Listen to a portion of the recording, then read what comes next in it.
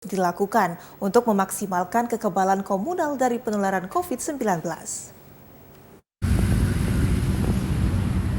Dinas Kesehatan Kota Palembang terus melakukan upaya percepatan vaksinasi di Kota Palembang. Saat ini capaian vaksinasi pertama di Kota Palembang sebesar 85%. Capaian vaksinasi kedua 72% dan vaksin booster telah mencapai 22%. Kadinkes Kota Palembang Dr. Fenty Aprina mengatakan, berbagai kegiatan vaksinasi dilaksanakan seperti tersedianya gerai vaksin di 9 pusat perbelanjaan di Kota Palembang. Selain itu, kegiatan vaksinasi door-to-door juga dilakukan untuk para lansia. Sampai saat ini kita masih melakukan vaksinasi di mal-mal. Ada 9 mal di Kota Palembang ini yang kita lakukan setiap hari untuk pelaksanaan vaksinasi.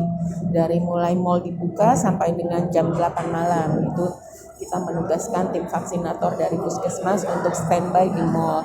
Kemudian juga ada kegiatan vaksinasi door-to-door. Jadi ke rumah-rumah kita sudah mempunyai nama-nama by name by address untuk masyarakat yang belum divaksin. Meski telah divaksin, warga juga dihimbau tetap mematuhi protokol kesehatan demi memutus penyebaran COVID-19. Rizky Amrina, TVRI Sumsel melaporkan.